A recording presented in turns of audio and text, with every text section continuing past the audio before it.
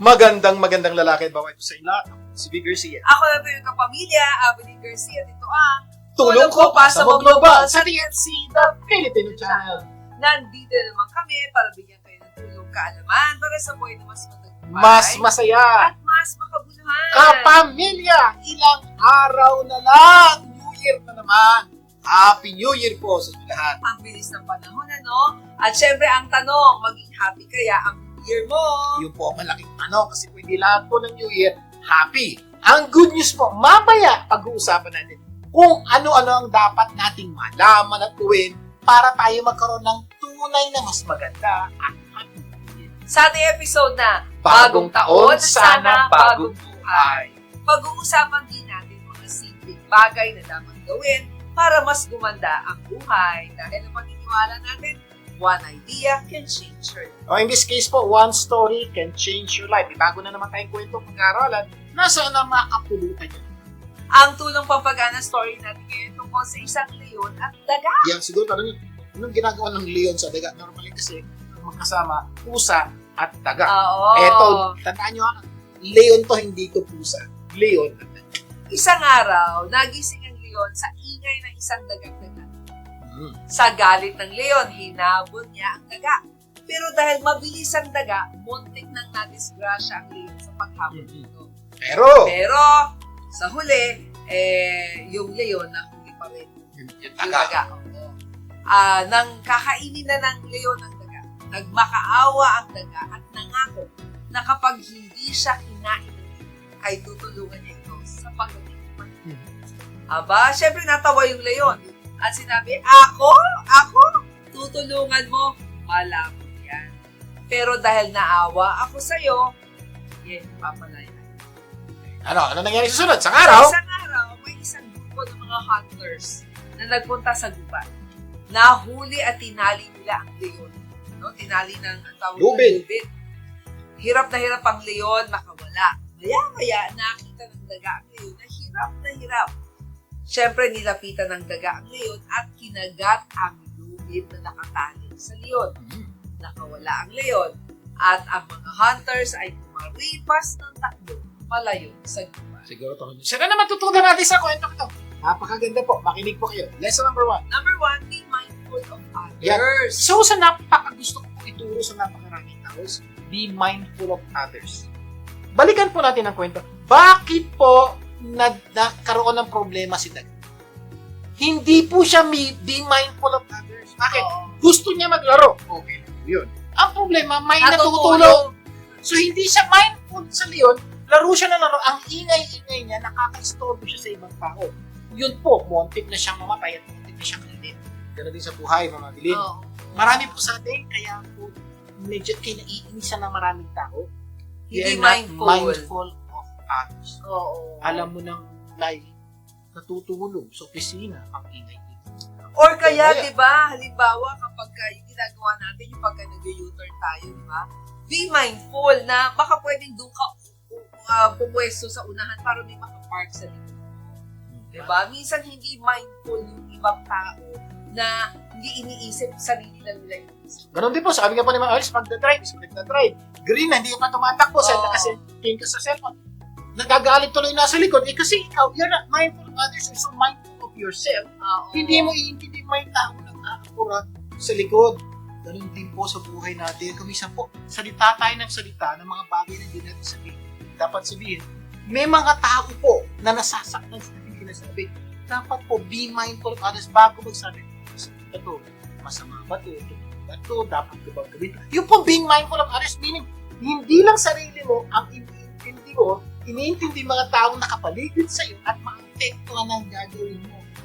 Gaya po nung daga, baka kayong susunod na kainin. Kasi dapat na kayo, pinagbigyan ni Leon. Pero sa totoo po, marami po sa atin, kaya napapahamak. We are not mindful of others. Ang iniisipan natin, sarili. Lesson number 2, anger is one letter short of danger. Totoo Tandaan po. niyo yan.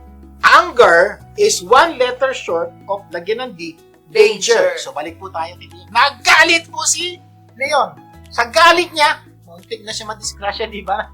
Hahabol sa daga, litli na bag, daga, pintulan. Yes. Okay? Hindi po sa atin.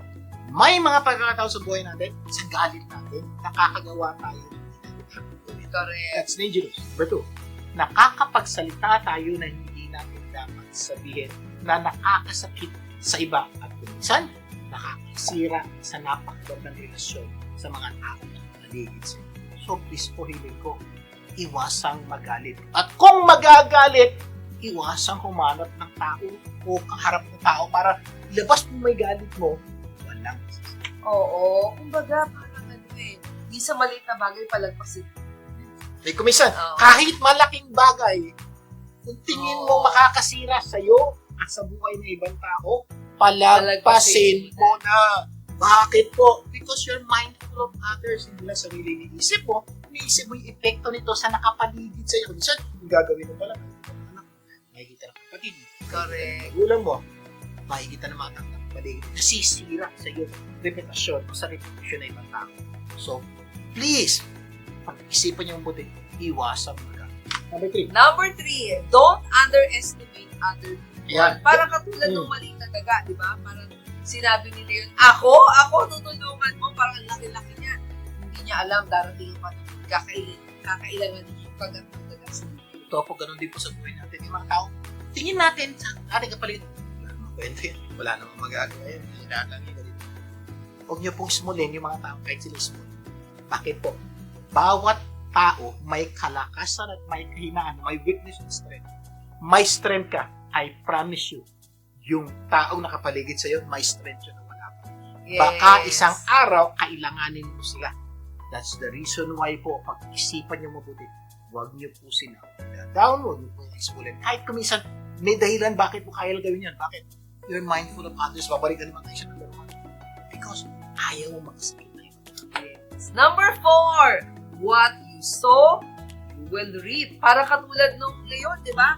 Yung kanyang tinanim na kabutihan dun sa daga, pinakawalan niya, di ba? Isang araw, bumalik sa kanya, yung daga ang nagtanggal ng tubig para siya. Ganon din po sa ating buhay. Pag tayo nagtanim ng kabutihan sa mga tao na kapaligid sa atin, malaki posibilidad po pabalikan. Kung minsan po, hindi po sa taong tulungan mo. Pabalikan to other people na gagamitin ng Diyos para ibalik sa iyo yung kabutihan. May values po sa inyo. What you sow, you will reap will also apply sa mga pangit na tingin natin. Yes. Pag may pangit tayong ginawa, Babalik babalik yan. Babalik at babalik ka rin. Babalik po yan. Kaya po ito suggestion po, kung may gagawin lang tayo, hindi na natin mabuti para bumalik. Kung may nagawa tayong mali, himingin ng sorry para bago bumalik eh. Makapag-sorry ka na. Punto ko po ito, bagong taon, gawin po natin tama. Isang napaka-importante, balikan ko yung number 1. Be mindful. At sana i-apply natin itong mga natutunan natin sa kwentong ito. Maliit na bagay, di ba, Leon, ang daga, pero ang dami ng mindful of others. Anger is one letter short of danger. Don't underestimate other people. And what you sow, you will. By the way, bago tayo mag-break, kung naghanap po kayo ng lawyer na tingin nyo Immigration makakatulong lawyer. sa inyong immigration problem at napakarami tao ngayon na may problema sa immigration, ito po ang lawyer na kailangan kontakin dahil promise mo tutulong. Please call 747-214-7474. Or i-email nyo po yung inyong kaso, yung solusyon ng kamag-anak ng pamilya nyo sa tulong ko, pasa mo, global@gmail.com. Talagang sobrang saludo kami sa galing ni Attorney Ed Alan. Siyempre, kakailanganin mo din ng immigration medical exam. No, sa mga immigration needs ninyo at Form I-693 completion, bisitahin niyo lang po ang Atala Medical Group at 557 North Maclay, San Fernando, California. Tawagin niyo po ang numero ito, 818-639-0209. Or mag-email din sa tulong ko pasamoglobal@gmail.com. Magbabalik pa po ang tulong ko sa Magbibitiw. Tulong ko ipasa mo, gaganda ang mundo. Tulong ko ipasa mo, gaganda ang mundo. Nagbabalik ang tulong ko, pasa mo global. Vic Garcia po. At Abiling Garcia, bago tayo magpatuloy, magbibigyan na naman tayo sa usapang life insurance mula sa Living Benefits Specialist na si Gina Cristel. Gina! Mga besh, alam niyo ba ba na ang life insurance with living benefits ay parang ATM machine? Yes! Just like an ATM. You can withdraw funds when you need them most. Hindi lang para sa future ng pamilya mo, kundi para rin sa sarili mong pangangailangan habang buhay ka pa. Madalas kasi iniisip natin na ang life insurance ay para lang sa death benefits o pag natigok na tayo.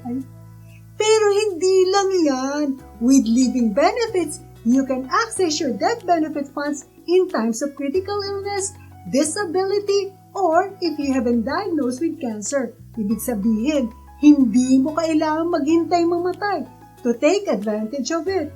Kaya importanteng mag-invest ka sa tamang proteksyon. Para sa peace of mind mo to, besh. Alam mong may mahuhugot ka in case of emergencies. Financial security ito para sa iyo.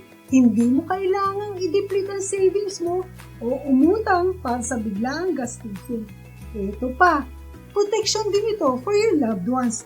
Habang nabubuhay ka, may assurance ka na hindi sila magpapag-GoFundMe para sa iyo. Tandaan, sa buhay, hindi natin alam kung kailan darating ang unexpected expenses. At kung wala tayong naiipon o proteksyon, baka maharap tayo sa NSF. No sufficient funds na sitwasyon. Pero kung may living benefits ka, you have the security and confidence to face whatever comes your way. Ang tanong, may mahuhugot ka ba kung sakaling kailanganin?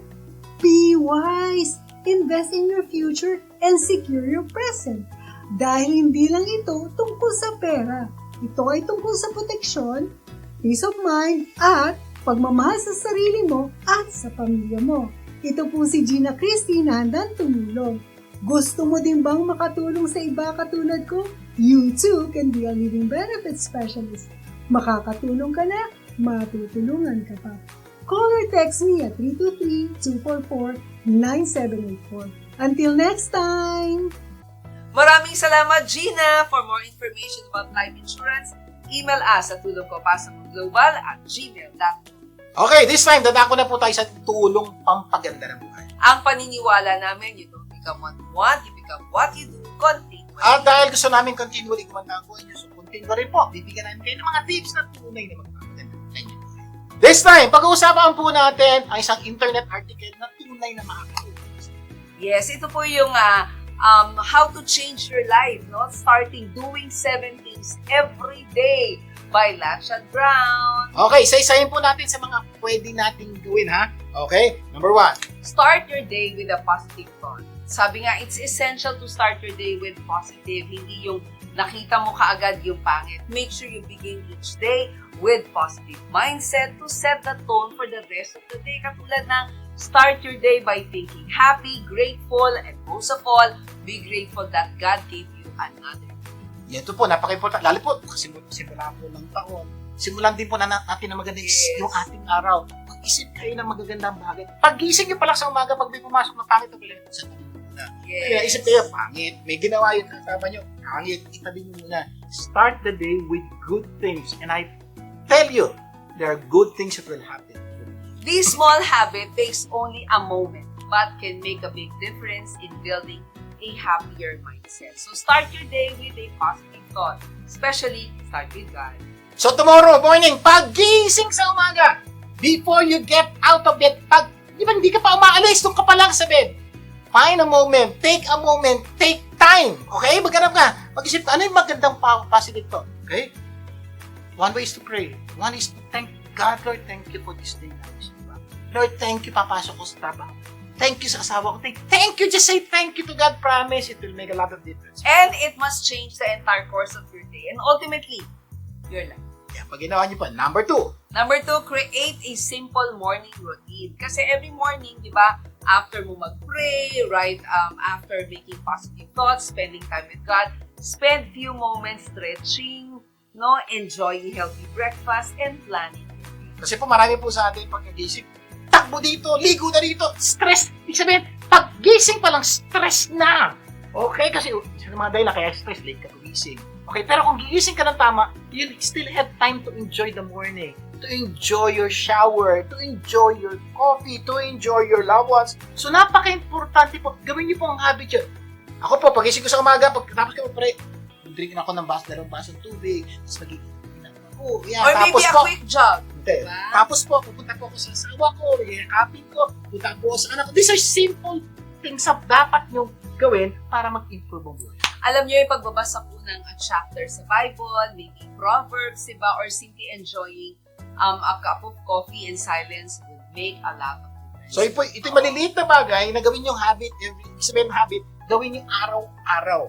Promise po, it will make a lot of difference. Maliit man ito, but having that routine in place will give you a sense of control and purpose that you never had.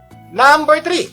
Embrace failure as a friend. Kasi minsan kapag ka nabigo tayo, parang ang sakit-sakit sa puso, di ba? Failure is not something to be afraid of.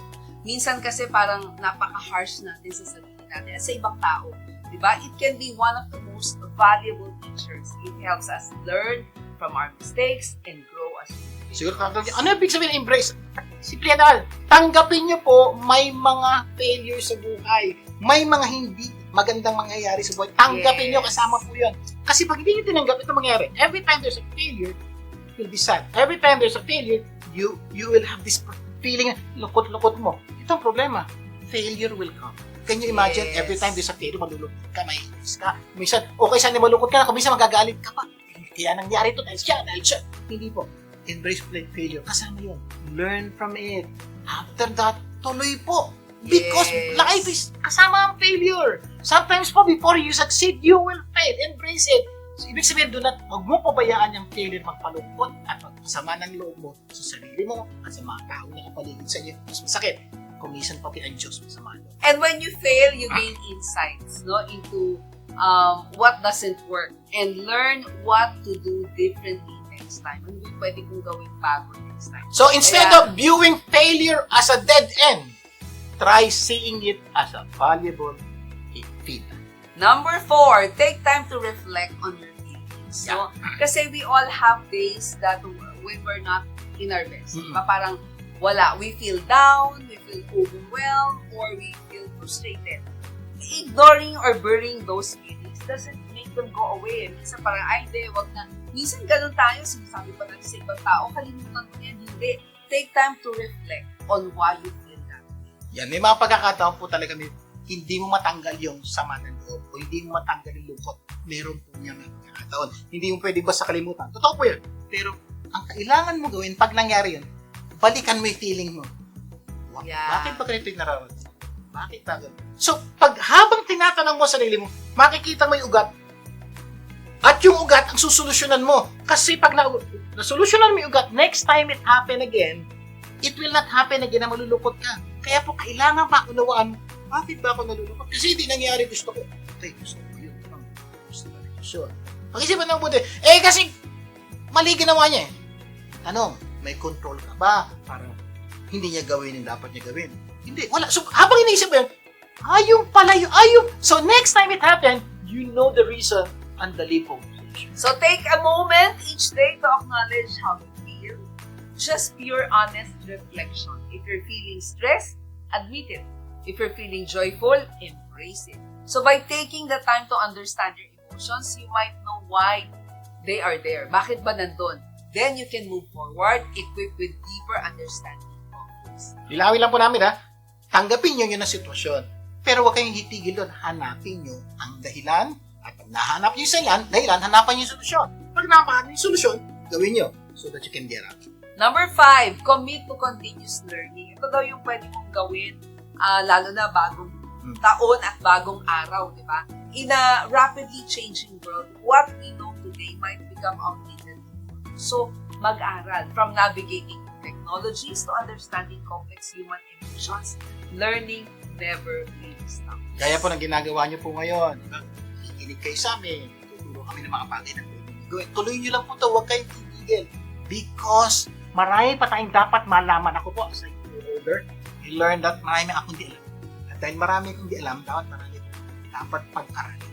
Yun po ang naintindihan ko habang tumatanda ko. At because of that po, marami akong nababago.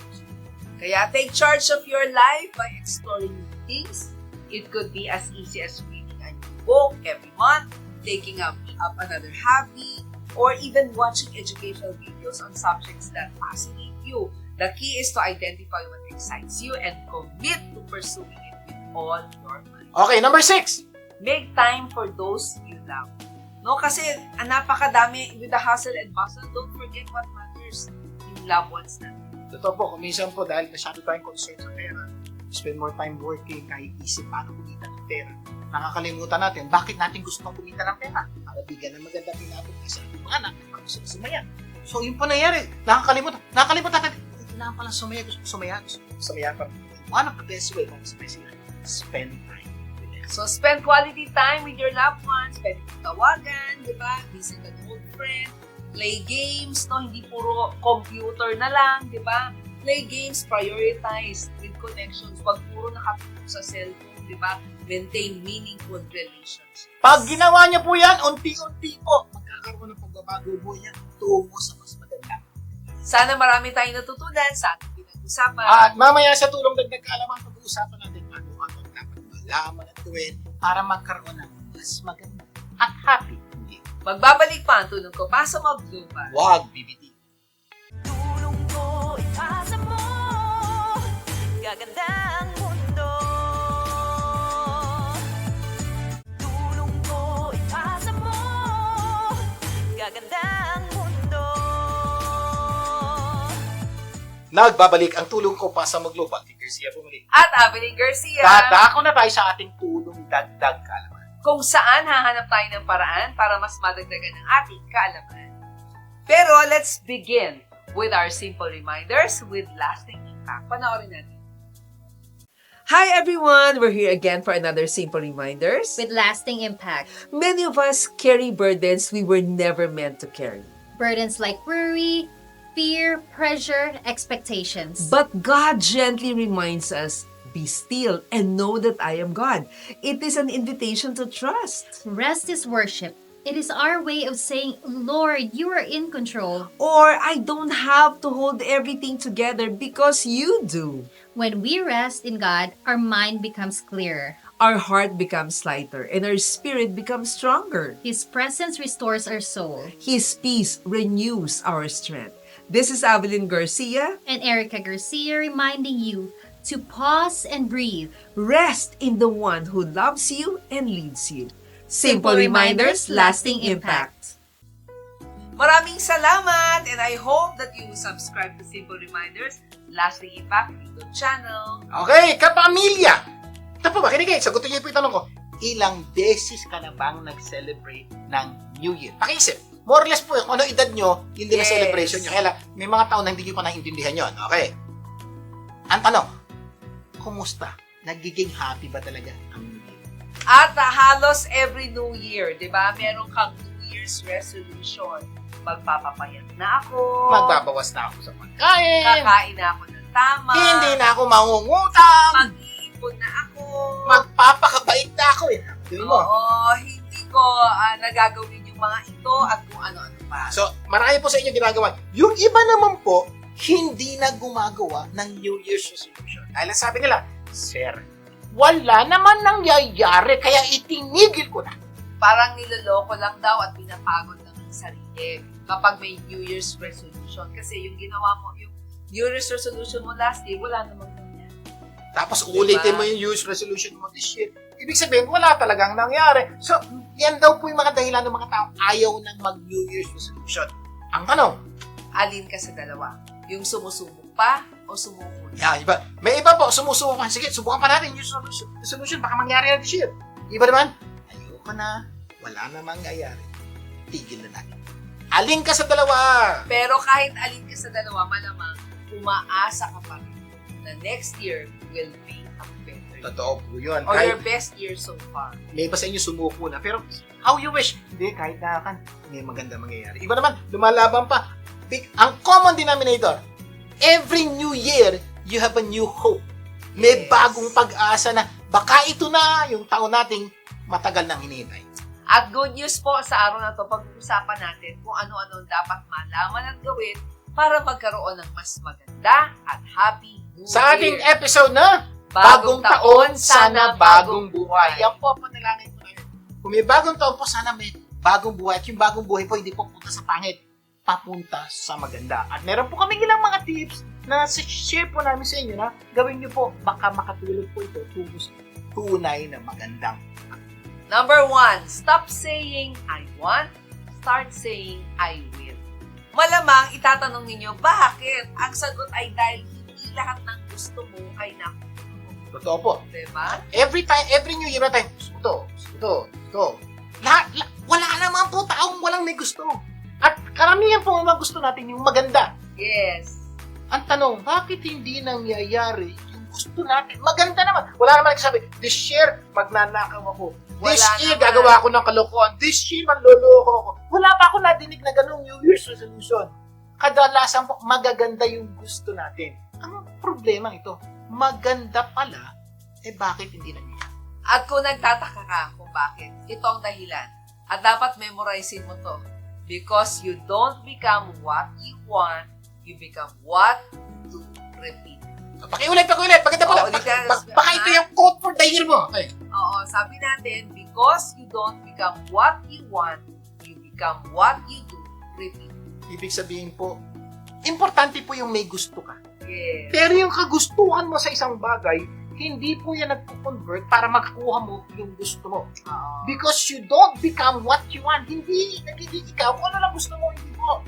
You become what you do. Ang critical po, what you do repeatedly. Kung ano yung paulit-ulit mong ginagawa, yun ang mangyayari. Example, gusto ko maging healthy, maging sexy.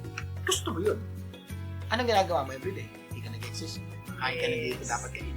So, ang mangyayari sa'yo, will you be healthy? No, pero yun ang gusto mo.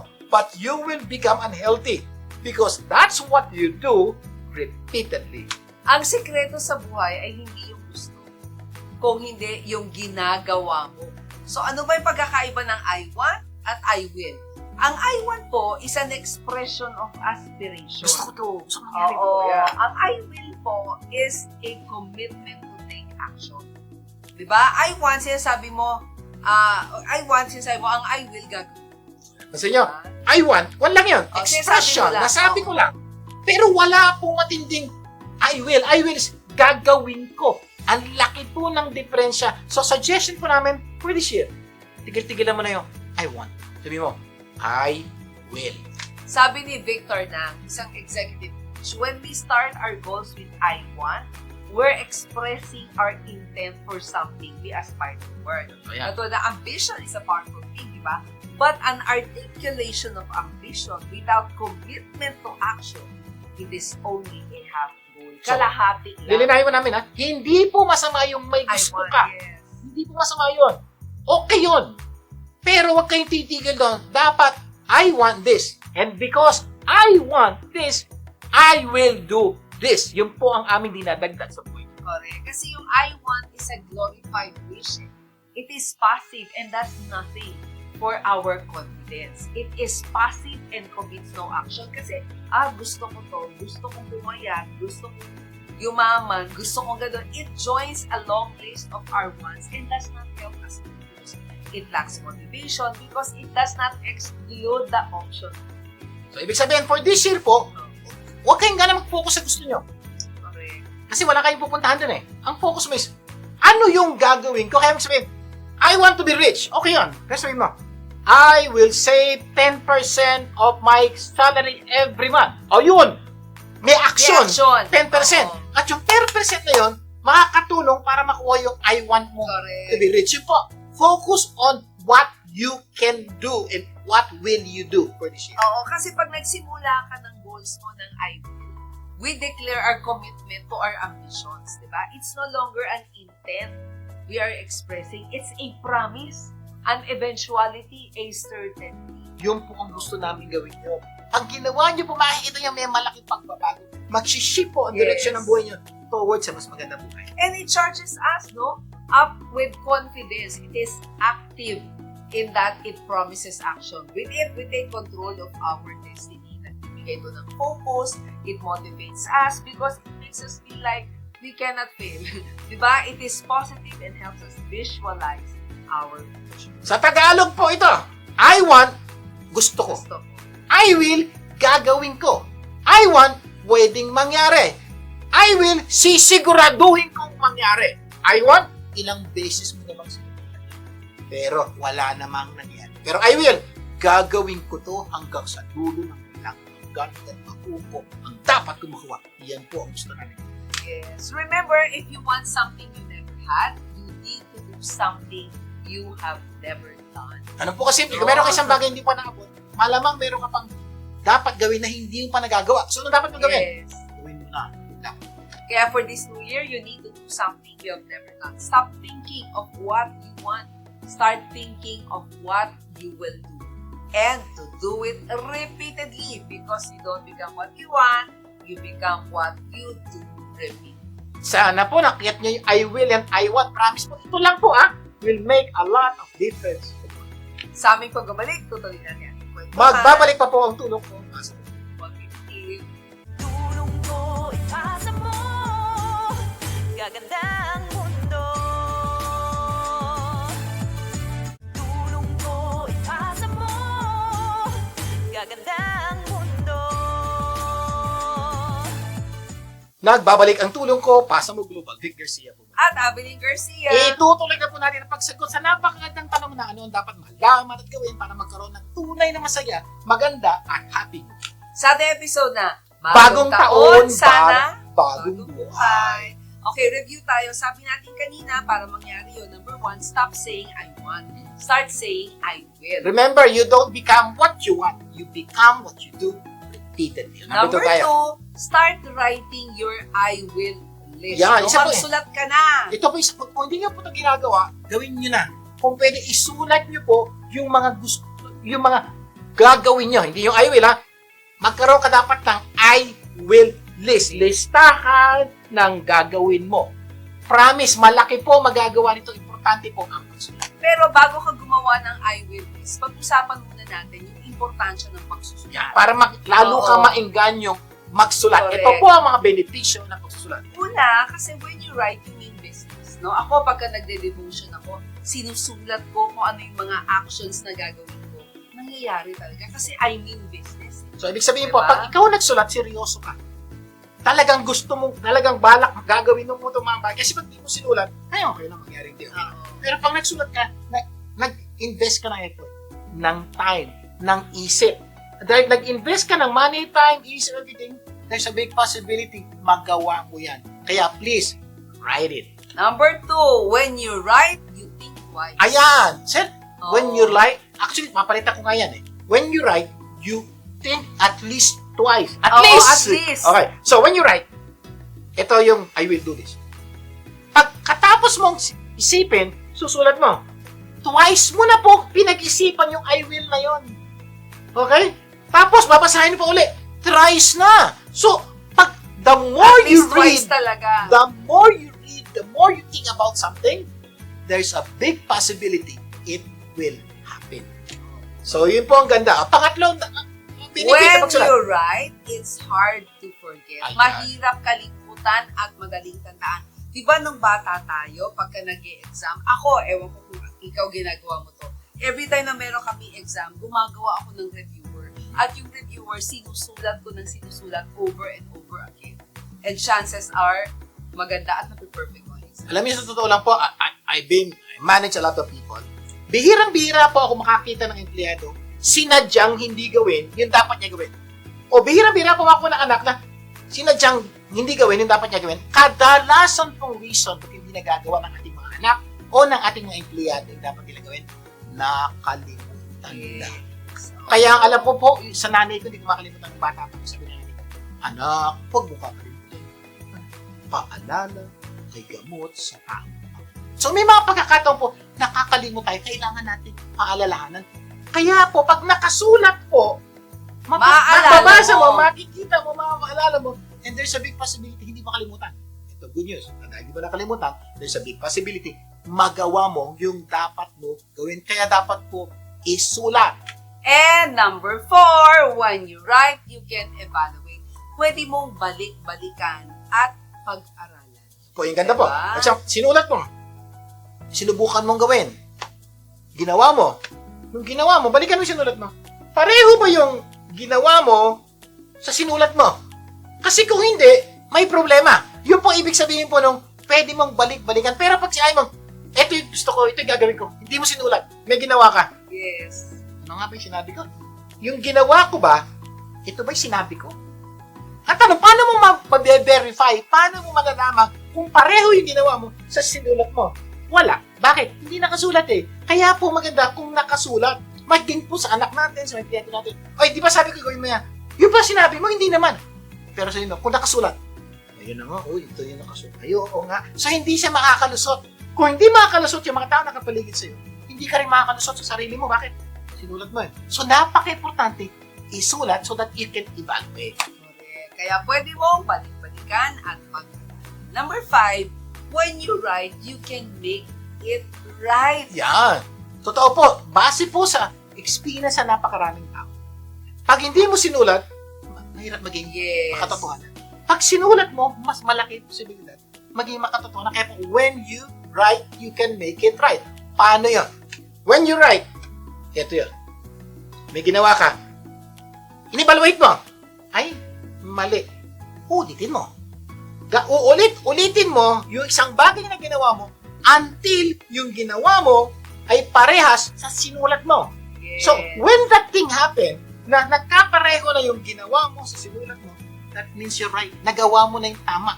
Pero, when you did right, hindi mo sinulat, yung ginagawa mo, hindi mo malalaman kung tama, dahil hindi nakasulat. Kaya po napakaganda. When you write, you can make it right. When you don't write, you have a big problem. Nako, at dahil alam na natin yung importance ng writing, pwede tayo magsulat. Simulan na natin sa physical. Halimbawa, Physical, magsusuwa ka I ng will list. Sabihin, no? ito yung mga gusto mong gawin, maka-apekto ng iyong Physical. pangangatawan. Oo. Don't say, I want to reduce weight. Kasi, what Wishful na naman thinking yun? lang yun. Wish na naman yun. Ambition na naman yun.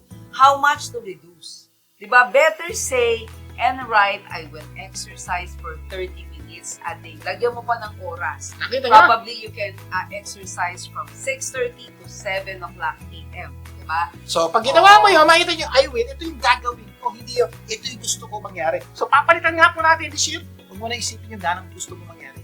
Ang isipin mo, ano yung gagawin mo para mangyari yung gusto mo.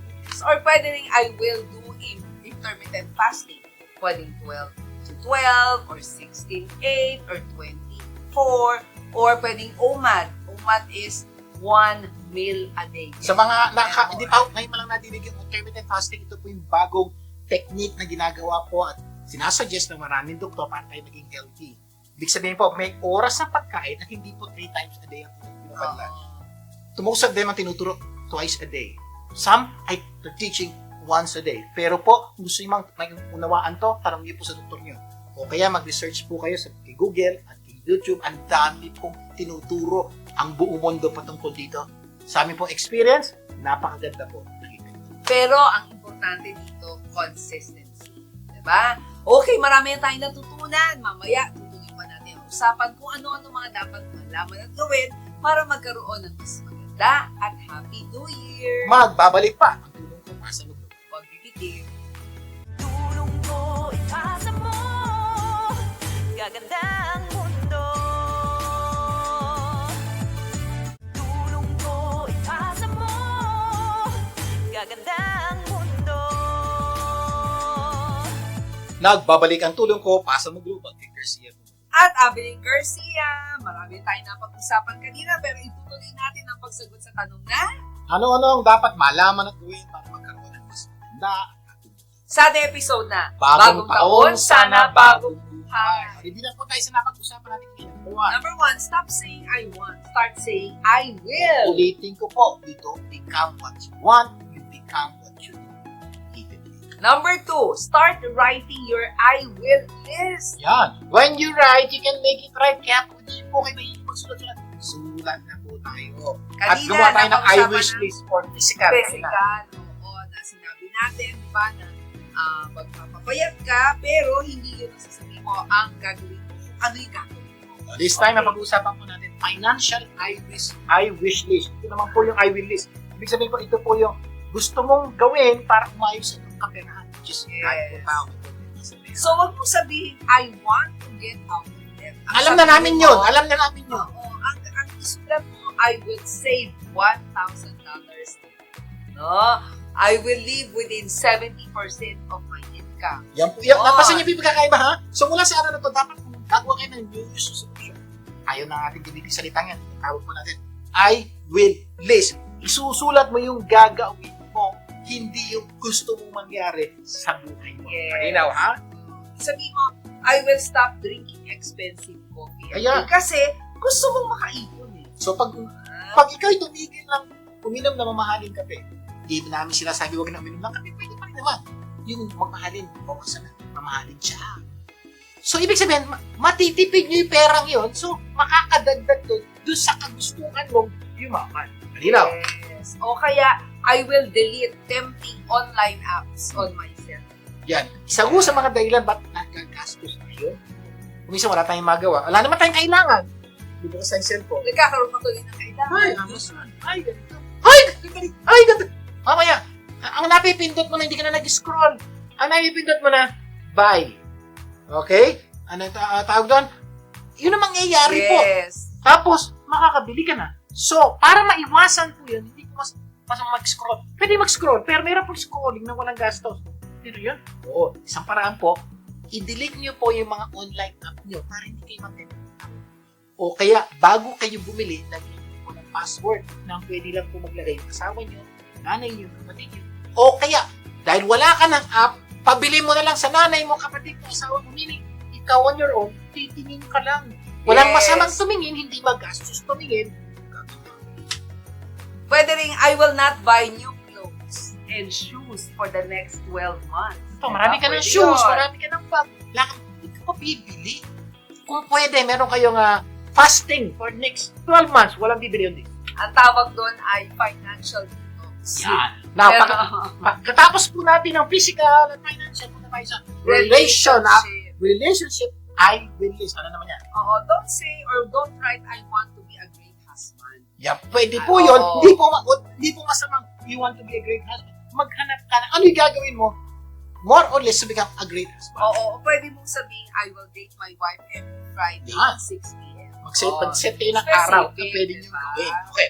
Another one. O kaya, I will spend at least 1 hour a day talking to my wife. Or I will tell my wife, I love you at least 3 times a day. So, ito pong mga diba? bagay na to, pag ginawa mo, magpapaganda ng relasyon mo. At magiging magaling ka Yes. o mas maayos ang asawa. So, yung mga gagawin nyo ang isusunod.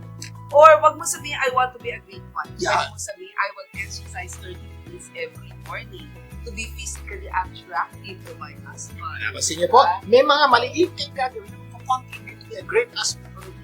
Or pwedeng, I will massage my husband every day. Yan, ginagawa po ng asawa ko po yan. So, naintindihan niyo po, yun po yung mga bagay na isusulat niyo. Pag ginawa niyo, malaki posibilidad. Aayos ang Papago. relasyon. Or kaya, I will not contradict my husband or my wife in front of my children or Yan. anyone else. Sis, ilang beses niyo ginawa yan? Okay, I will honor my mother and father. So, hindi ko po sinasabing lahat ng sasabihin ng nanay at tatay niyo gagawin niyo lalo na may edad na kayo. Diba po yan, ang honor po is kahit kung minsan nagdi-disagree kayo. Respect ka pa rin. Ginagalang niyo po sila. Hindi niyo kailangan taasan ng boses. Hindi niyo kailangan pagalitan ng mga nanay. Yung mga nanay at tatay po sila.